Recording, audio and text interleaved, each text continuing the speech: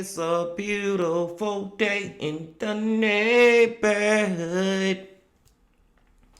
Reaction Beanie Yo 136. Day in the neighborhood. We're back again. My brothers and sisters, we are back again.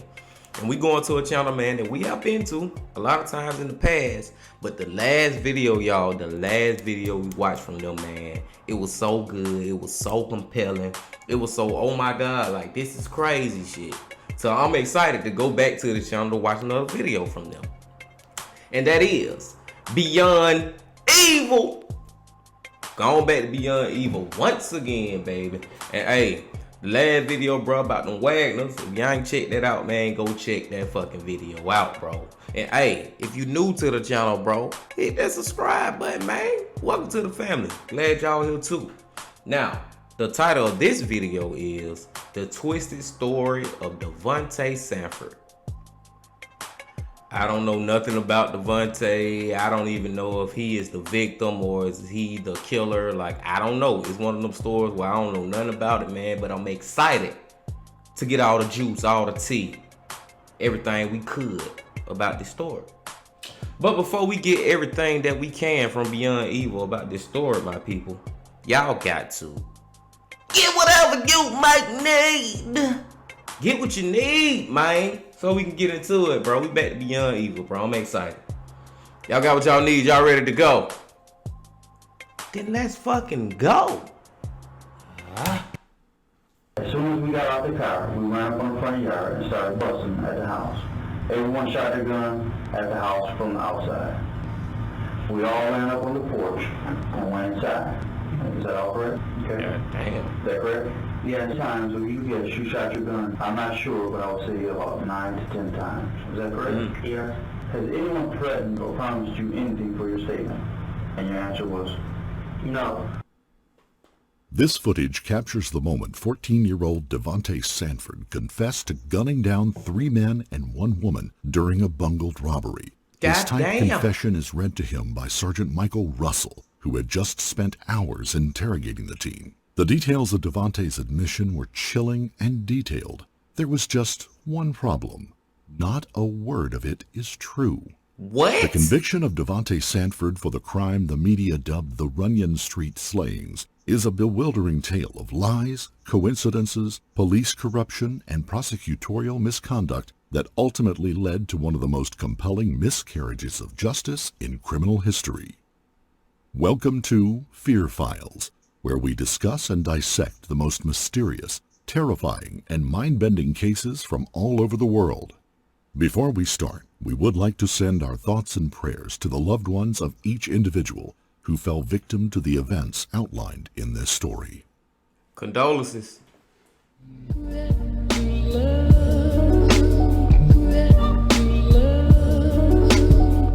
Bro, first of all, okay, now I think he is the killer. He's not the victim. We got that understood, okay, from just that little monologue to get started into the story. But my next thing is, bro, I didn't know he was that young. 14? This a little boy. This is a little boy who did this shit. But then Beyond Evil saying that all that shit he was saying was lies. So what the hell is the true story? Let's see.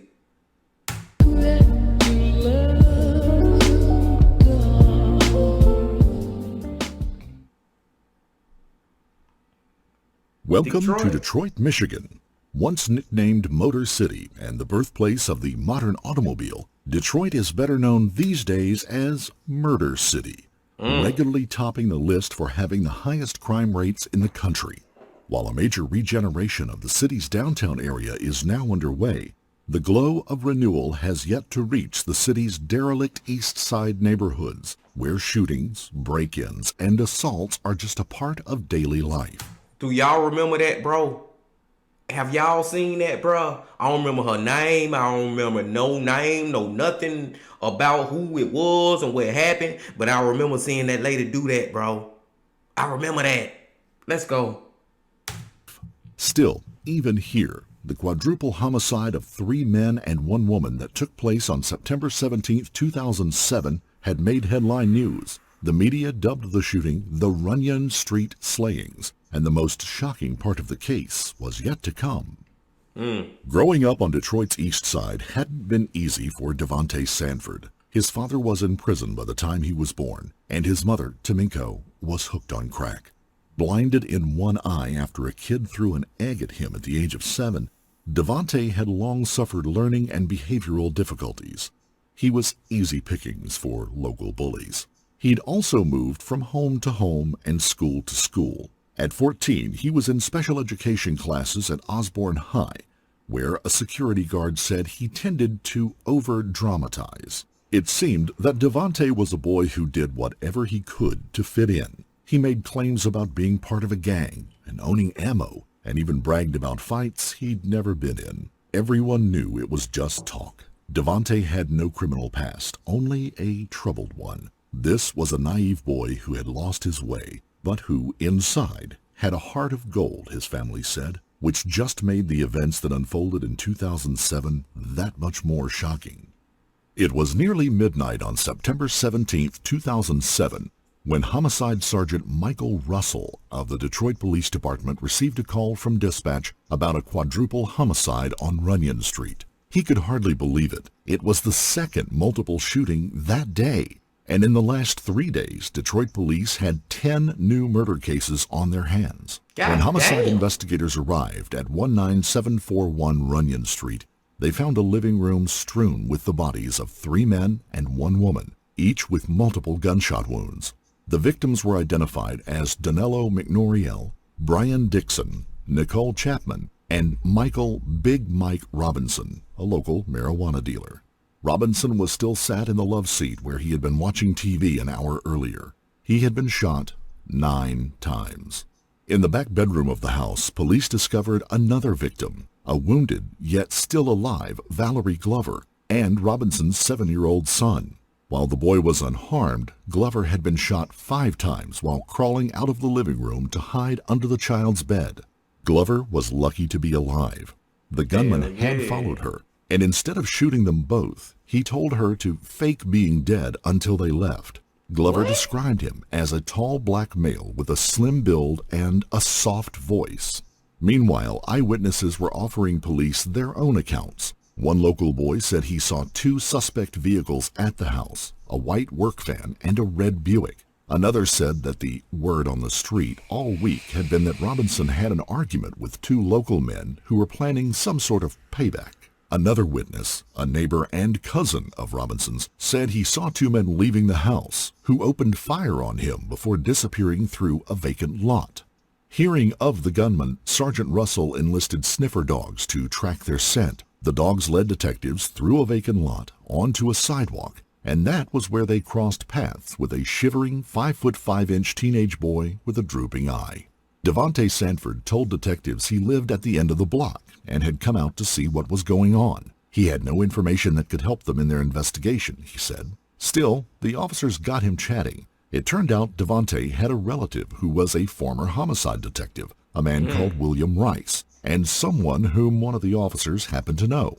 The officer called the former detective, who told them that Devontae knew everything that went on in that neighborhood, and he urged Devontae to be truthful with the investigators. Suddenly, Devontae started talking. He knew who did it, he said. He had even seen them run through his yard after the shooting, and said they were part of a local gang. The officers pounced. With his grandmother's written consent, they drove Devontae around town before revisiting the crime scene, testing him for gun residue, and then bringing him to the police headquarters around 4 a.m. Once there, Devontae waived his Miranda rights. An officer during an interrogation will use a variety of tactics to ease or pressure a guilty suspect into confessing their role in a crime. Some of these tactics include giving false incriminating evidence or making promises of a lesser penalty if the suspect cooperates. No one will ever know what tactics the police used in their interrogation of Davontae Sanford because none of it was videotaped. But over the next few days, the 14-year-old was interviewed by numerous police officers for hours at a time, each time without a lawyer or a parent present. In his first typed confession, Devontae said that he and 4 friends had met at a Coney Island restaurant to plan a robbery of the Runyon house. They armed themselves with weapons, including an AK-47, but on the way, Devontae got cold feet and had gone home. Moments later, one of his friends, Tony, had run through his yard yelling that he had shot someone. It was then that Devontae had come out into the street. He played no role in the killings, he said. With his confession signed, police drove Devontae home. Devontae thought the ordeal was over, but by later that day, Sergeant Russell was skeptical. The more he looked into Devontae's story, the less it made sense. The Coney Island restaurant Devontae had mentioned had been closed for months. Witnesses only ever saw 2, not 4, men running from the house, and the caliber of guns Devontae described did not match the bullet casings found at the scene. At 8:40 p.m. that night, officers picked up Devontae once again, this time with his mother's consent, and brought him to the police headquarters for a second interview. This time, Commander James Tolbert was involved in the interrogation. They skipped videotaping the interview, but videoed Russell reading Devontae his revised statement. The officer made sure to read the statement slowly and asked simple yes and no questions. In his revised version, Devontae said it wasn't the Coney Island restaurant he had met his friends in, but at his friend's mother's house, and he hadn't gotten cold feet, but had actively been involved in the shootings. First, they shot up the outside of the house. When they then entered, they found everyone dead or dying. They shot them again to make sure before fleeing and chucking their guns over a fence into a grassy lot. According to police, Devontae then sketched the interior of the house and the positions of the bodies. Placed side by side with the police drawing of the crime scene, the placement of the bodies was nearly identical. That was information only the killer could have known. And yet, problems with his story continued to arise. Each of his... That's what I was gonna say real quick, bro. Like, even with him telling all that right there, I'm still, like, skeptical on believing his story. Like, he done lied before. How we know he ain't lying now? Like, I don't know, bro. I just feel like this man is a fucking liar. And there's more to this shit. But let's go. His supposed accomplices had rock-solid alibis. No weapons were recovered from the area Devontae had indicated. There was, however, one new piece of evidence that suggested guilt. While the gun residue test of Devontae's hands had come back negative, the trousers that Sergeant Russell had retrieved from the house had tested positive. Devontae was interviewed for a third time. This time his story included the van that one of the witnesses spotted outside of the house. He changed his description of the weapons to match those of the casings found at the crime scene. Instead of his friends, he shifted the blame to his 3 cousins. In one final version offered during a pre-sentence interrogation interview, Devontae then denied it all. It wasn't me from the beginning anyway. It was my cousin. I told the police I didn't shoot one time because I was scared. I walked in the door and saw the bodies and got scared. Bro, that man keep telling he keeps switching his story up, bro. Like, I don't know what to believe from this guy. One thing I can say, y'all, is I think he was involved in some kind of way, and I'm leaning towards that he was actually there. Now, did he kill him? I don't know. But I do feel like he was there. I feel like he was there, but I could be wrong. Later, Davontae Sanford told a journalist from the New York Post that it wasn't until his arraignment that he fully understood the implications of his confessions. That's when it really kicked in, he said. They serious. Devontae's bench trial lasted less than 2 days and was held on March 17th and 18th, 2008. Wayne County prosecutor Kim Worthy led the case against Devontae, which rested largely on statements he had made to the police, despite the fact that Devontae now claimed those statements were false. Devontae's attorney, Robert Slameka, now stepped in. His only hope of getting out of jail, Slameka said, was to plead guilty and accept a plea deal. Devontae's mother, Tamiko, recalled that Slameka told them there was too much evidence against him. If he didn't accept the plea deal, he'd never see sunlight again. The prosecution presented just 3 witnesses: Sergeant Michael Russell, a neighbor who had seen the 2 gunmen, and Valerie Glover, the woman who had survived the shootings. Glover testified that Devontae's voice sounded like the one she had heard from under the bed. He sounded just like a kid, she said. On the second day of the trial, Devontae pled guilty to 4 counts of second-degree murder.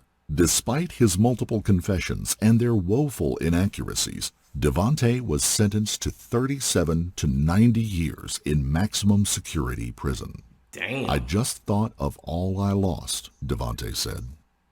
1 month after Devontae was sentenced, in April of 2008, 27-year-old Vincent Smothers, a self-professed hitman, sat in a Detroit interrogation room. He had just been arrested. Now it seemed he was intent on getting everything off his chest. He'd been on a 2-year killing spree, he told detectives during a taped confession. There were at least 12 victims, and 4 of them, he said, were from 19741 Runyon Street. And that's another thing real quick, y'all. We got so caught up on Devontae till it was like, what these other motherfuckers at who was involved with this shit? Because it just wasn't Devontae. Even if he did have something to do with it, it's other people we need to be out here looking for. I'm glad one of them showed up. Let's go. Described how he and an alleged accomplice, Ernest Davis, were paid by another drug dealer to kill Mike Robinson. Once we was inside, there was a female who ran into the back room, Smothers said. I left the AK up with him to secure the house, and I went back and told her there was nothing to be afraid of because she was hiding under the bed. One of the officers that day was Sergeant Russell, the same man who had interrogated Davontae Sanford. When Smothers claimed responsibility for the Runyon Street murders, Russell, he recalled, looked flabbergasted. The implication was clear. Right or wrong, the case was closed. The police were not interested in Smothers' confession. It would make the whole department look incompetent. And then there were the potentially serious recriminations that would stem from framing an innocent 14-year-old boy. It didn't matter if a kid's future was at stake. This was a can of worms they were not prepared to open. Police adopted a deliberate Wow, bro, it's just hitting me. I don't know if it hit y'all, bro, but I didn't understand this part. I gotta be for real, bro, when I ain't understand a part of the fucking story, bro. And the part I'm talking about is that since they already sentenced Devontae, they ruled out anybody else being involved in shit. And now this dude popped up saying he was involved. So now it's making y'all look stupid because y'all got this man facing all the charges for a murder that he probably didn't commit or didn't have all to do with. You know what I'm saying? I ain't see that, bro. I did not see that. Let's go.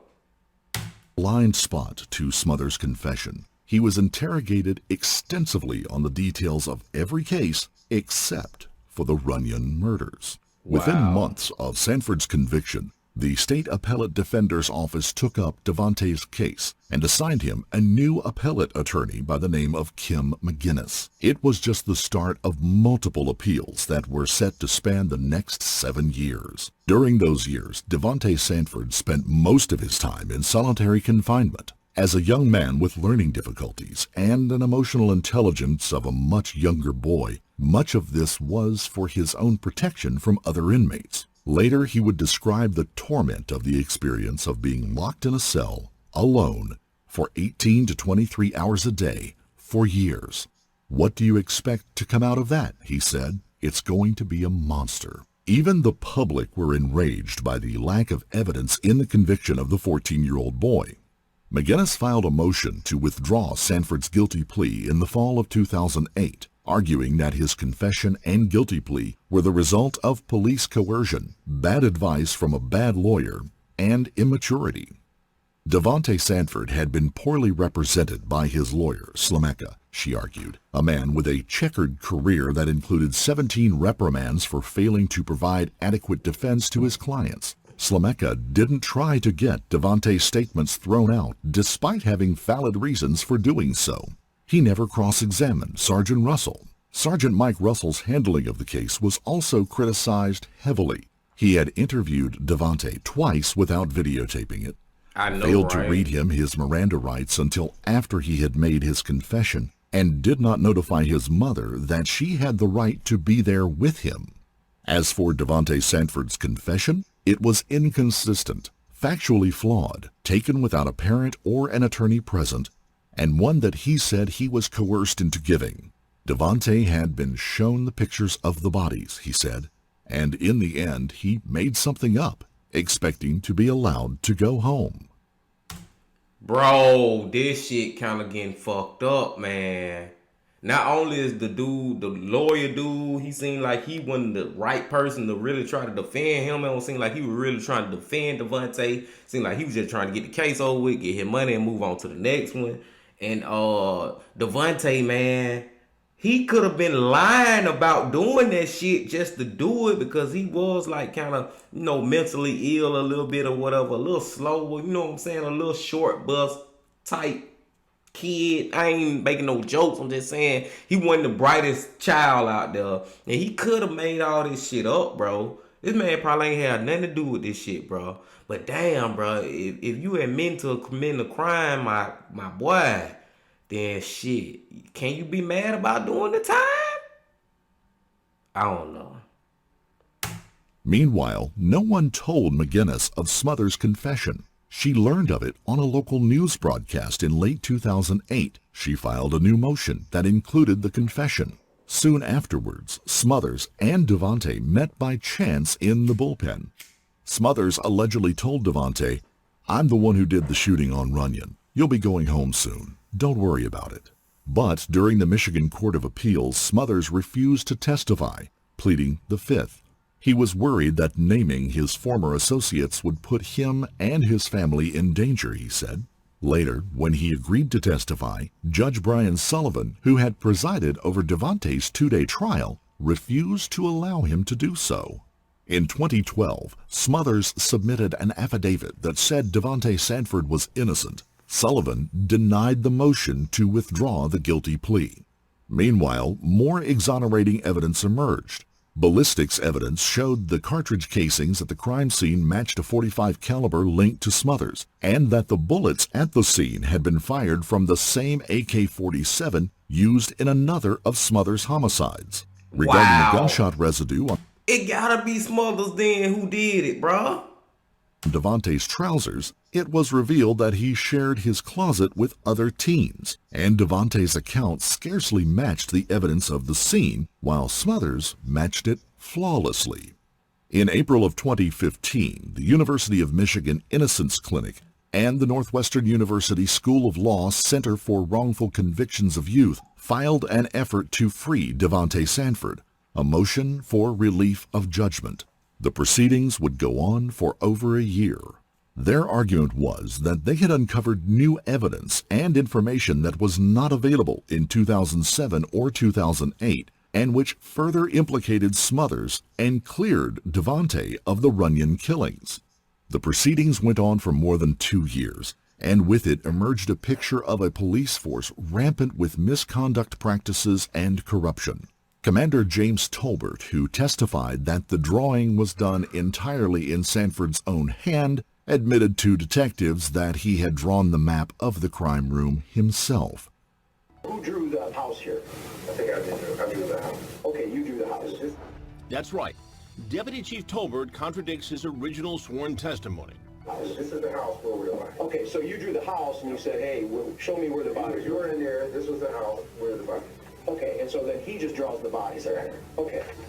Wow, Yet, bro. county prosecutor The damn police crooked in this shit. How the hell you gonna draw the house out there and tell him to put the bodies in there? Let's go. That's crazy. Kim Worthy announced that she would not bring charges against James Tolbert for perjury. Ira Todd, an investigator with the Detroit Police Violent Crimes Task Force, learned that Smothers had connections with a high-level drug dealer who had his own connections to the former Detroit mayor, Kwame Kilpatrick.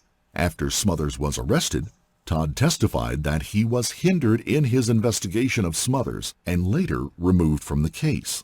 Another officer, Sergeant David Cobb, was named by Smothers in a confession involving a successful hit on Cobb's wife. Cobb was arrested but later released by the county on the basis of a lack of evidence. Cobb later committed suicide. In May 2016, the Michigan State Police Committing suicide is almost like committing suicide in a situation like that is almost like admitting guilt. Let's go. conducted an investigation into the Davontae Sanford case. The findings of their investigation were conclusive. Smothers and Ernest David were guilty of the Runyon killings, while Davontae Sanford had no involvement. On June 7th, Judge Brian Sullivan vacated Devontae's sentence, and on June 8th, Devontae walked out of the Bellamy Creek Correctional Center in Ionia a free man. He had been imprisoned for 9 years. That's what's I up, just man. want to try and put this behind me and move on with my life and move forward with my family, Sanford told a reporter. Take one day at a time, one step at a time. He spent 9 of his 23 years behind bars, but today a man who had confessed to 4 murders when he was only 14 is a free man after prosecutors acknowledged that he didn't do it. We get more tonight from Blake McCoy. Freed from prison after nearly 9 years, Davontae Sanford should have never been there in the first place. I can't believe it. Like it's finally over.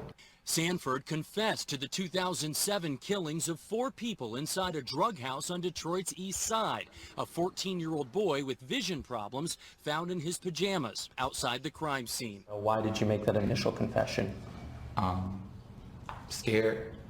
Like wasn't aware, of the situation and the consequences. Weeks after his confession, this man, Vincent Smothers, confessed to the murders. Prosecutors, however, did not reopen the case, today defending that decision.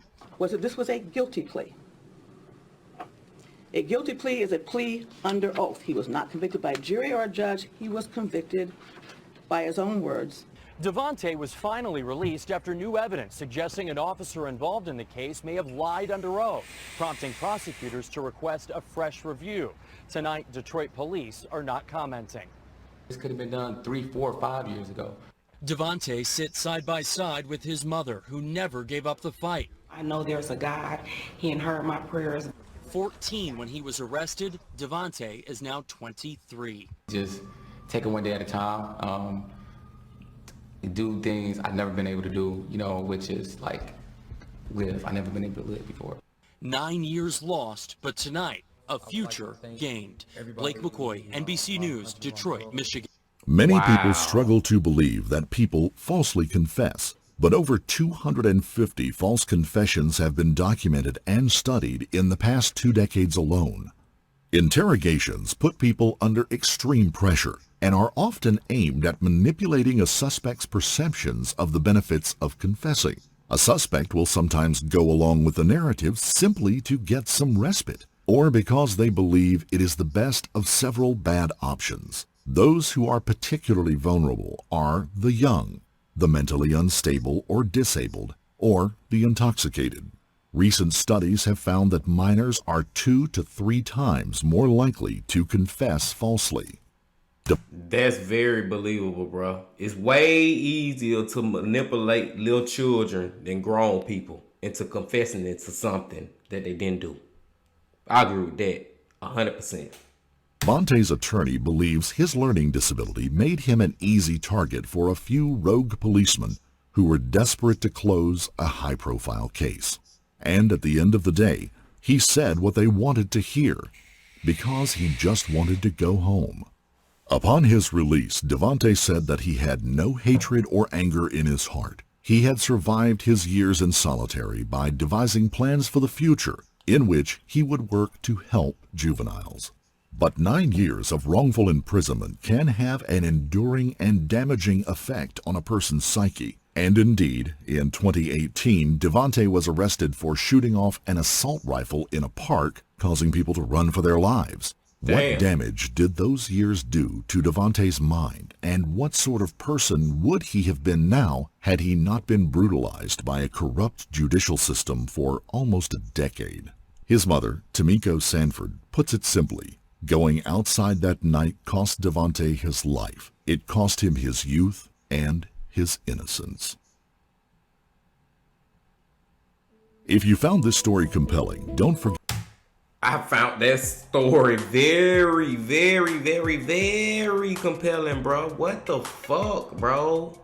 Okay, at first I was like, when we started it off, y'all, started going into the video, I ain't know if he was, I thought maybe he would have been the victim, like he got killed. Then it was like, okay, he didn't kill. He is not the one who got killed. He is the one who did kill. But then it was like, no, okay, maybe he lying about the killing. Like, I don't know, bro.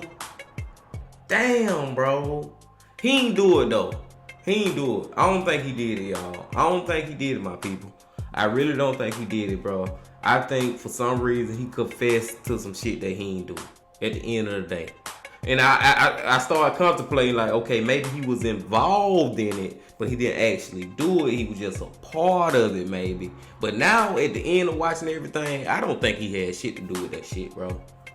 I don't think he had nothing to do with it. It's fucked up that the last thing he did, shoot in that park. As soon as he get out of jail, he probably back in jail. But that probably got to do with because of those 9 years he spent behind bars, bro, for something he ain't do. Man, just spend the time in prison like that, bro. I know that shit changed people, bro. I ain't never spent no time behind prison. I pray to God and hope I never do. Don't never ever in my life want to.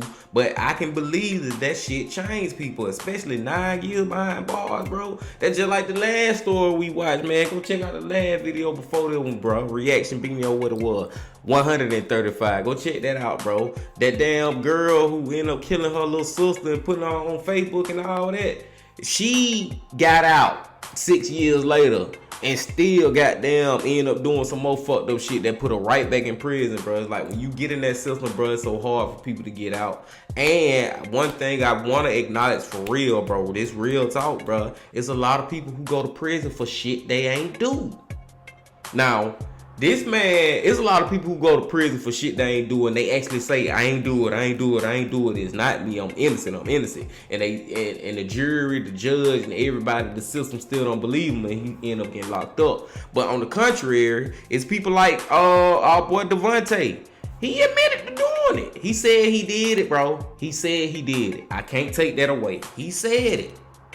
He said it. But he didn't do it. And it's people like that in prison too, bro. Just because they were stuck in this circumstance at this certain point in time, bro. Or they might have got manipulated saying they did something that they didn't do, thinking that that's the best thing to say at that time. Or not realizing the magnitude of the situation. Even though I can't say I won't realize. I can't realize the magnitude of saying, yeah, I killed somebody when I really didn't. I'm not admitting to killing nobody, bro, if I ain't killed nobody. You know what I'm saying, bro? That hell no. I'm not admitting to shit. And I know I ain't killed somebody. I'm not finna say I killed somebody and I ain't killed nobody. Fuck no. Hell no. But I do think it's people out there who just at that time, and then especially him being so young and shit, bro, he probably ain't really know that it was gonna cause him 9 years of his life being spent in prison because he said he did that. I don't fucking know, y'all. This was a crazy one from Beyond Evil right here, man.